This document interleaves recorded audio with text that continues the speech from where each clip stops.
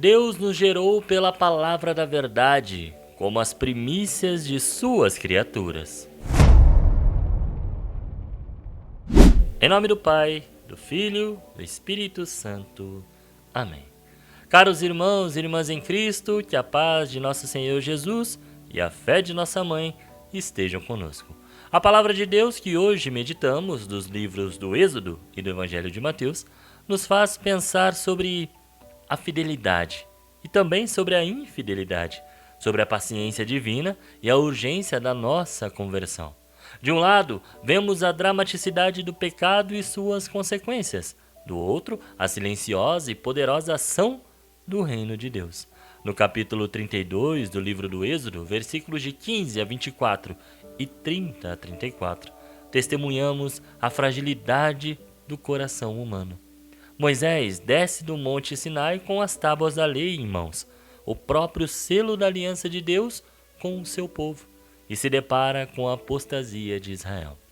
Mal o povo havia recebido a promessa, já se entregava à idolatria, construindo o bezerro de ouro.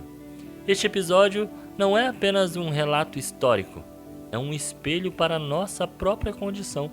Nós, muitas vezes, tendo recebido a graça de Deus, nos voltamos para os ídolos modernos.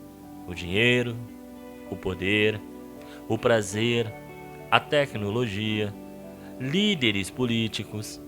O bezerro de ouro representa tudo isso que colocamos no lugar de Deus. Por exemplo, se deixamos de ir à missa por um motivo torpe, fútil como futebol, churrasco, manifestações, estamos desviando nossa adoração e confiança. A ira de Deus aqui não é um sentimento vingativo, mas a justa repulsa à traição e ao desprezo por sua aliança. No entanto, é a intercessão de Moisés que revela a infinita misericórdia divina. Moisés se coloca entre Deus e o povo, disposto a dar a própria vida pela salvação de Israel. Ele personifica, de certa forma, o Cristo que viria, o Cordeiro de Deus que tira o pecado do mundo. A súplica de Moisés nos ensina a importância da intercessão e da solidariedade com o pecador, convidando-nos não a julgar o outro, mas a orar e a trabalhar pela própria conversão deles e a nossa também. Em contrapartida, irmãos, o Evangelho de Mateus hoje, no capítulo 13, versículos de 31 a 35, nos apresentam as parábolas do grão de mostarda e do fermento. Jesus nos revela a natureza do reino de Deus, algo que começa pequeno, insignificante, mas que tem um potencial de crescimento extraordinário.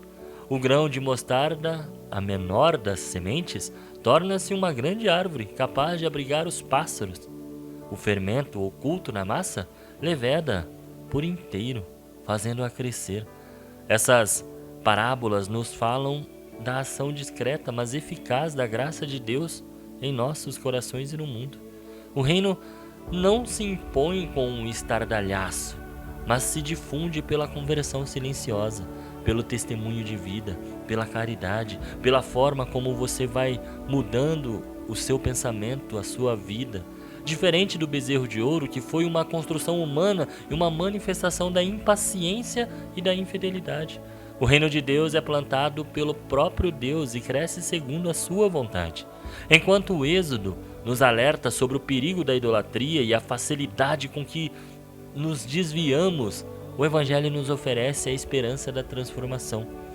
A idolatria é o fermento do mal que estraga a massa da fé.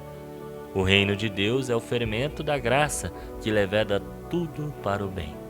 O povo de Israel falhou em ser o grão de mostarda. Eles deveriam ter crescido e atraído as nações. Contudo, Jesus, a semente perfeita do reino, veio para cumprir essa promessa.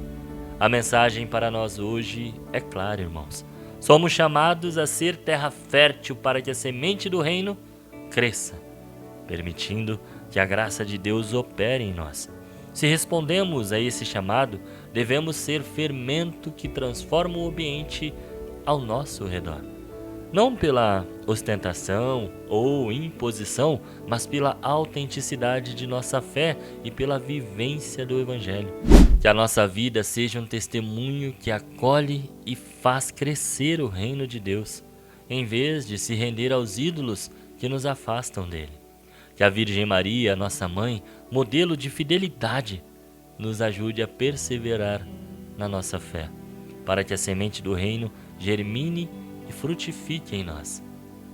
Que, assim como minha avó cobria os pães caseiros e deixava embaixo da coberta ali para que eles pudessem crescer e o fermento agir, nós possamos ser cobertos com o manto protetor de Maria, fazendo com que a nossa fé cresça e que nós possamos alimentar o mundo com a palavra de Deus. Que Deus abençoe você e até amanhã, se esse mesmo Deus me permitir. Senhor, estivemos aqui reunidos por amor a Jesus Cristo, em nome do Pai, do Filho, do Espírito Santo. Amém.